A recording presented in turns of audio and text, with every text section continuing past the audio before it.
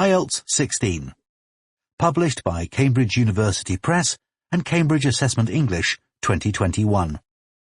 This recording is copyright. Test 1. This is the Ielts listening test. You will hear a number of different recordings and you will have to answer questions on what you hear. There will be time for you to read the instructions and questions, and you will have a chance to check your work. All the recordings will be played once only. The test is in 4 parts. At the end of the test, you will be given 10 minutes to transfer your answers to the answer sheet. Now turn to Part 1.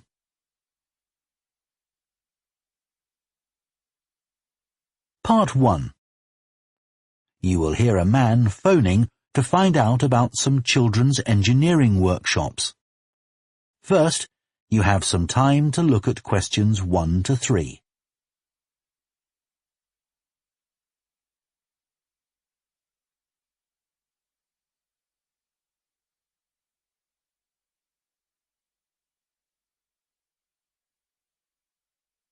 Now listen carefully and answer questions 1 to 3. Hello, Children's Engineering Workshops. Oh, hello.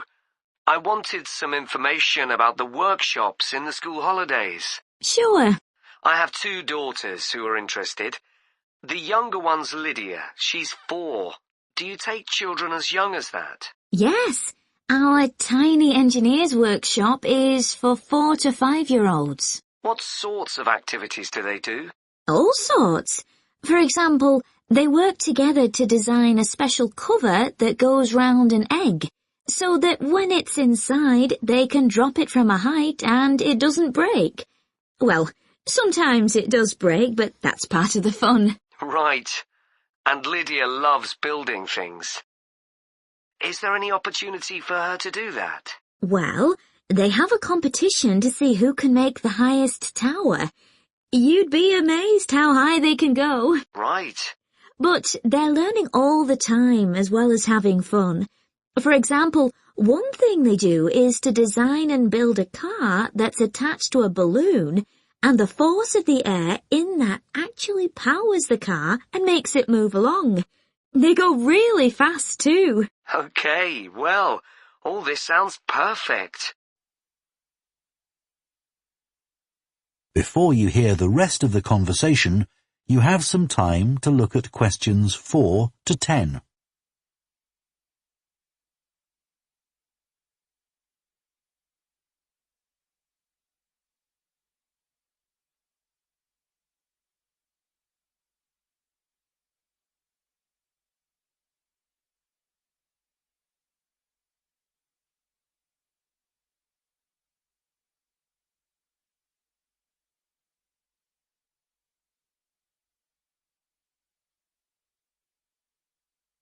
Now listen and answer questions 4 to 10.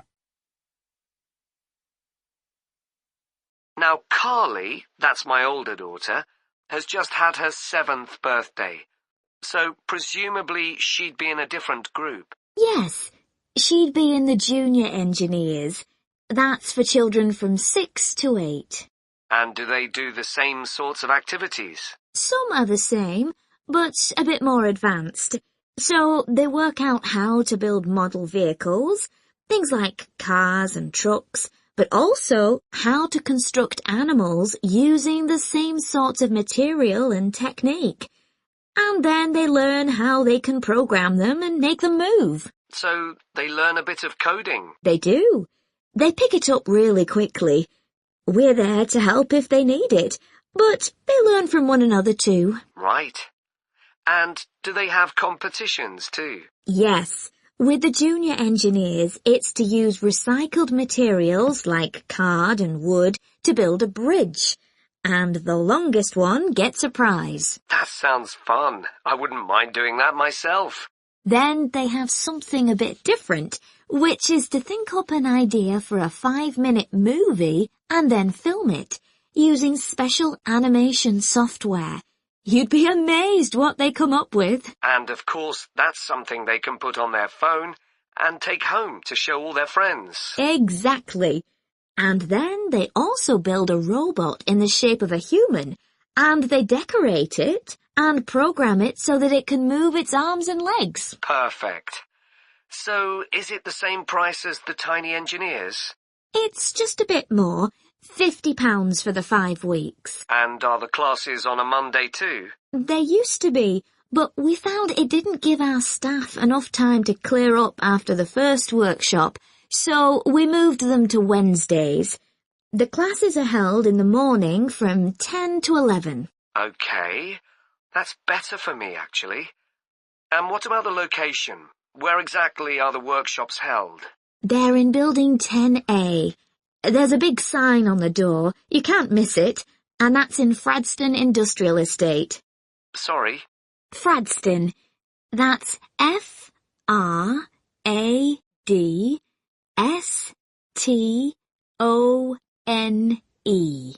And that's in Grassford, isn't it? Yes, up past the station. And will I have any parking problems there? No, there's always plenty available. So, would you like to enroll Lydia and Carly now? Okay. So, can I have your full name and... That is the end of Part 1. You now have half a minute to check your answers to Part 1.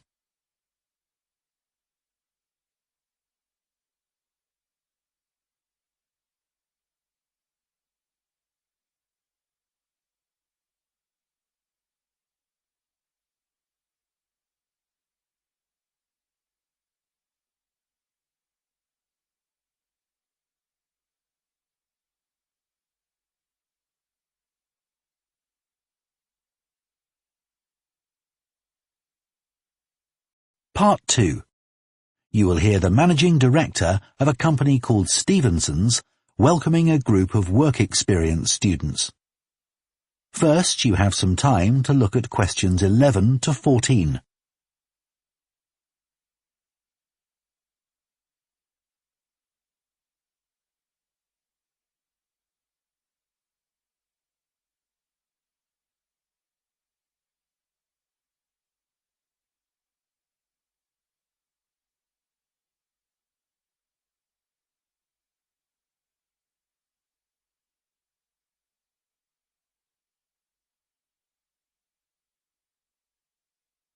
Now listen carefully and answer questions 11 to 14. Good morning everyone and welcome to Stevenson's, one of the country's major manufacturers of metal goods. Thank you for choosing us for your 2 weeks of work experience. My name is Julia Simmons and since the beginning of this year I've been the managing director. Stevenson's is quite an old company. Like me, the founder, Ronald Stevenson, went into the steel industry when he left school. That was in 1923. He set up this company when he finished his apprenticeship in 1926, although he actually started making plans 2 years earlier in 1924. He was a very determined young man. Stevenson's long-term plan was to manufacture components for the machine tools industry, although in fact that never came about, and for the automotive industry, that is cars and lorries. However, there was a delay of 5 years before that happened, because shortly before the company went into production, Stevenson was given the opportunity to make goods for hospitals and other players in the healthcare industry. So that's what we did for the first 5 years. Over the years, we've expanded the premises considerably.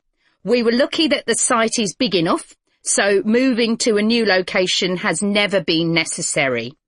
However, the layout is far from ideal for modern machinery and production methods, so we intend to carry out major refurbishment of this site over the next 5 years.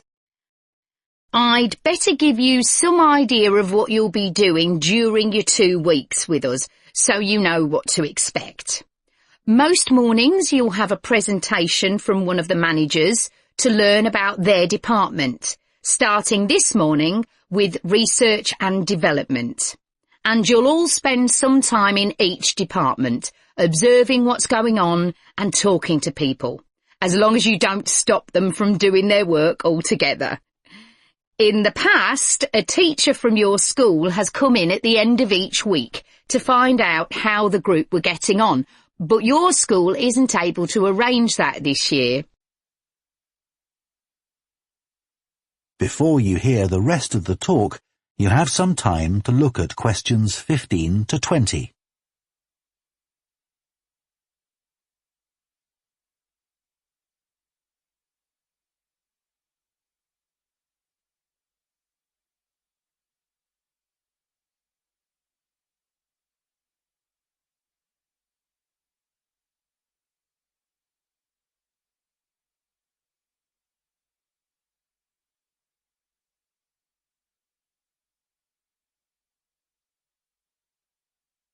Now listen and answer questions 15 to 20.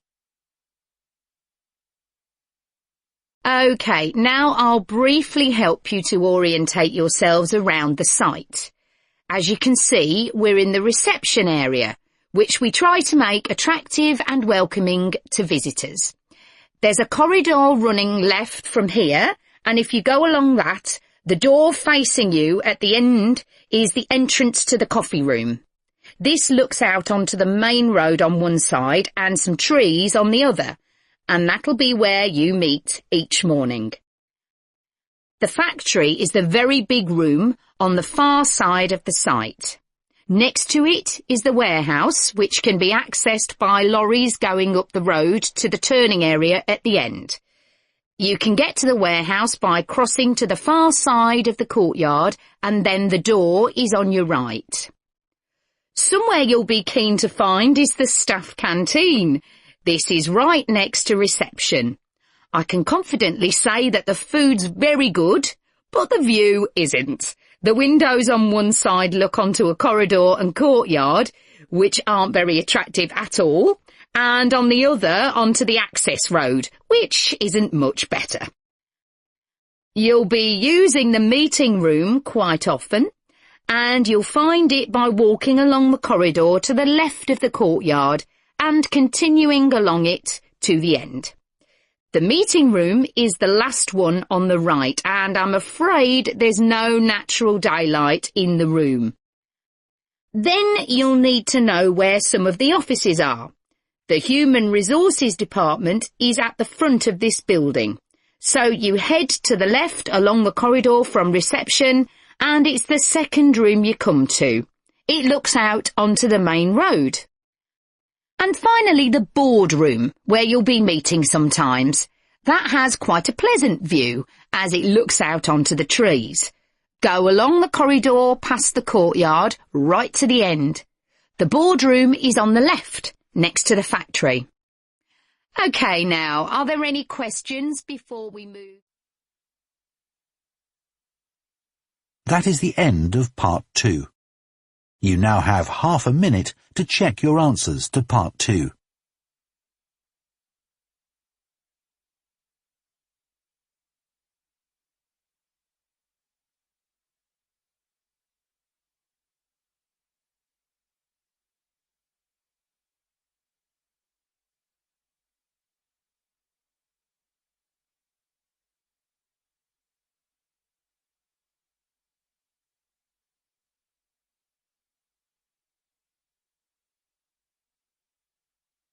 Part 3.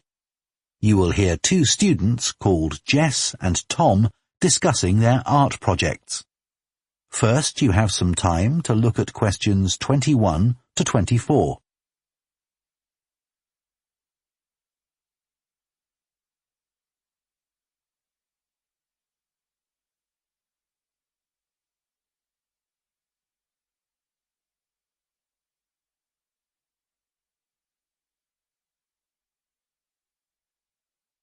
Now listen carefully and answer questions 21 to 24. How are you getting on with your art project, Tom? Okay. They gave us the theme of birds to base our project on, and I'm not really all that interested in wildlife, but I'm starting to get into it. I've pretty well finished the introductory stage. So have I. When they gave us all those handouts with details of books and websites to look at, I was really put off. But the more I read, the more interested I got. Me too. I found I could research so many different aspects of birds in art. Colour, movement, texture. So I was looking forward to the bird park visit. What a letdown. It poured with rain and we hardly saw a single bird. Much less use than the trip to the Natural History Museum. Yeah. I liked all the stuff about evolution there. The workshop sessions with Dr. Fletcher were good too, especially the brainstorming sessions. I missed those because I was ill. I wish we could have seen the projects last year's students did. I suppose they want us to do our own thing, not copy. Have you drafted your proposal yet? Yes, but I haven't handed it in. I need to amend some parts. I've realised the notes from my research are almost all just descriptions. I haven't actually evaluated anything, so I'll have to fix that. Oh, I didn't know we had to do that. I'll have to look at that too. Did you do a timeline for the project? Yes, and a mind map. Yeah, so did I. I quite enjoyed that. But it was hard having to explain the basis for my decisions in my action plan. What? You know, give a rationale. I didn't realise we had to do that. OK, I can add it now. And I've done the video diary presentation and worked out what I want my outcome to be in the project. Someone told me it's best not to be too precise about your actual outcome at this stage, so you have more scope to explore your ideas later on. So I'm going to go back to my proposal to make it a bit more vague. Really? OK, I'll change that too then. Before you hear the rest of the discussion, you have some time to look at questions 25 to 30.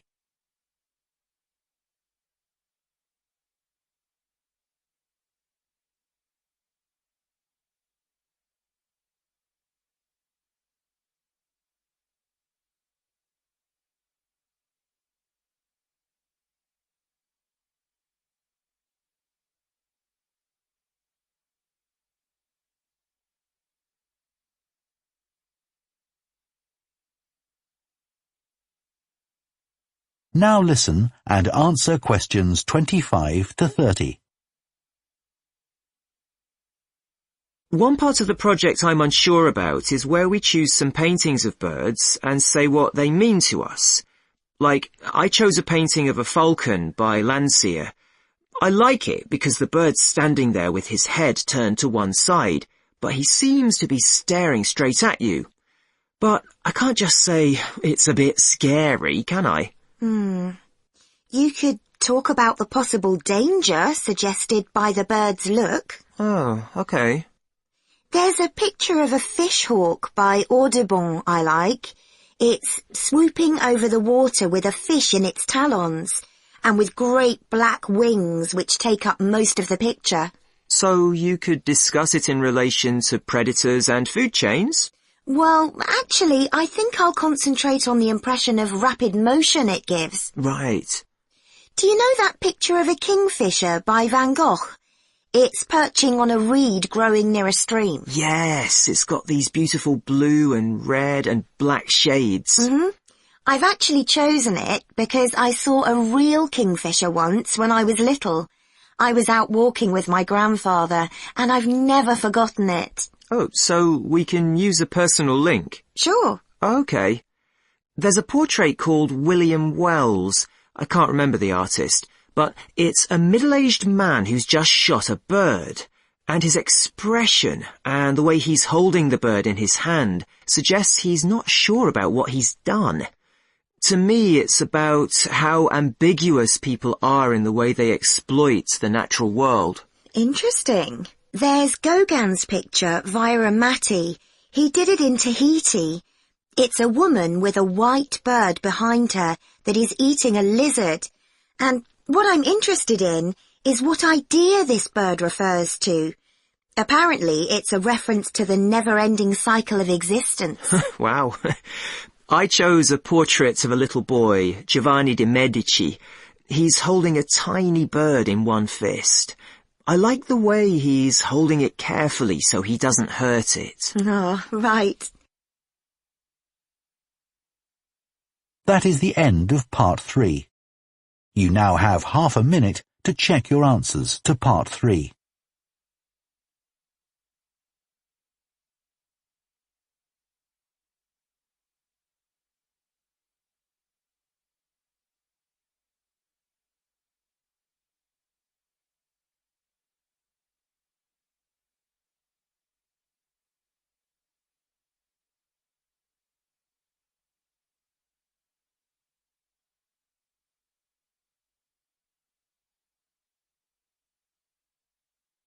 Part 4.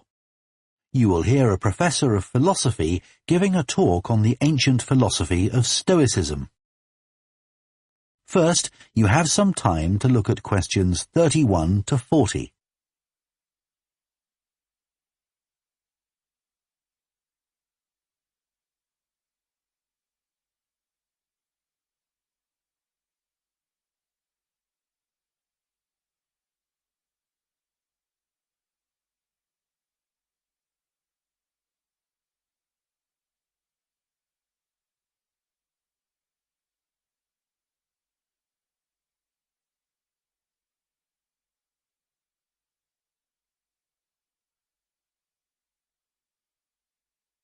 Now listen carefully and answer questions 31 to 40.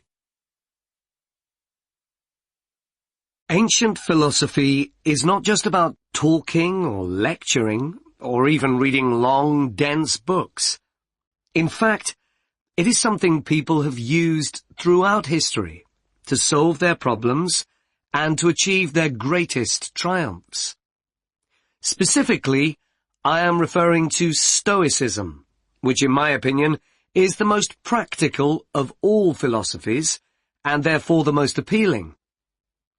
Stoicism was founded in ancient Greece by Zeno of Citium in the early 3rd century BC, but was practiced by the likes of Epictetus, Cato, Seneca, and Marcus Aurelius. Amazingly, we still have access to these ideas, despite the fact that the most famous Stoics never wrote anything down for publication. Cato definitely didn't. Marcus Aurelius never intended his meditations to be anything but personal. Seneca's letters were, well, letters, and Epictetus's thoughts come to us by way of a note-taking student. Stoic principles were based on the idea that its followers could have an unshakable happiness in this life, and the key to achieving this was virtue. The road to virtue, in turn, lay in understanding that destructive emotions like anger and jealousy are under our conscious control. They don't have to control us, because we can learn to control them. In the words of Epictetus, external events I cannot control, but the choices I make with regard to them I do control. The modern-day philosopher and writer Nassim Nicholas Taleb defines a Stoic as someone who has a different perspective on experiences which most of us would see as wholly negative. A Stoic transforms fear into caution, pain into transformation, mistakes into initiation, and desire into undertaking. Using this definition as a model, we can see that throughout the centuries, Stoicism has been practiced in more recent history by kings, presidents, artists, writers, and entrepreneurs.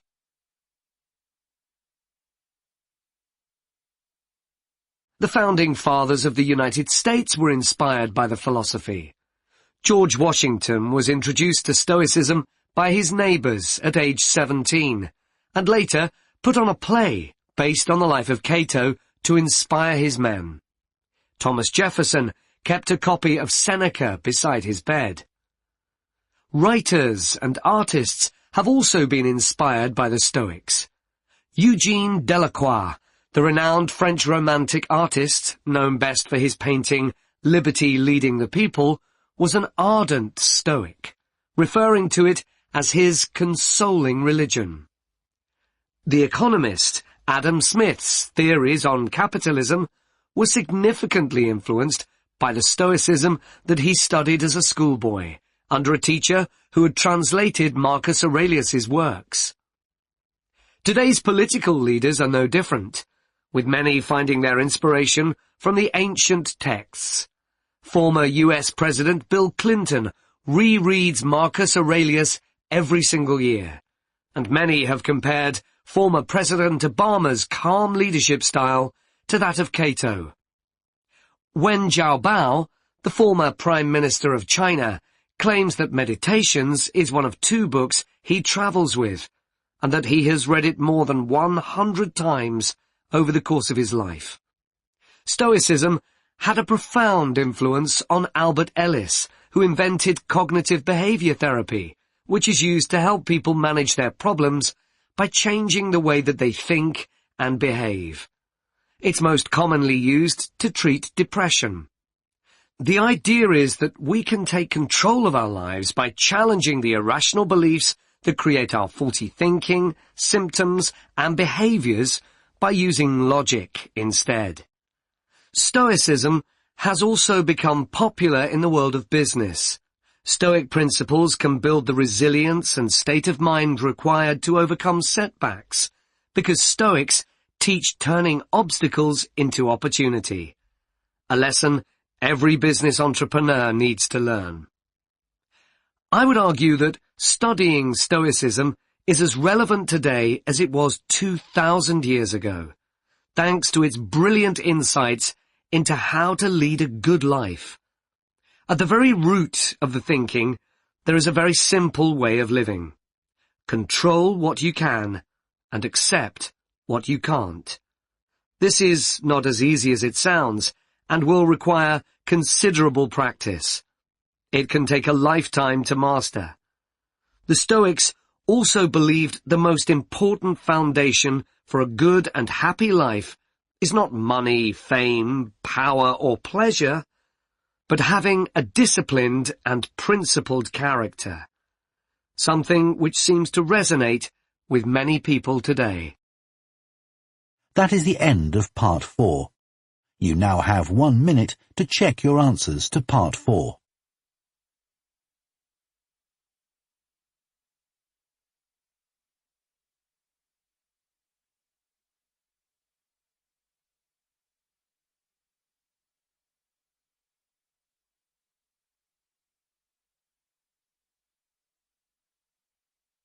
That is the end of the listening test.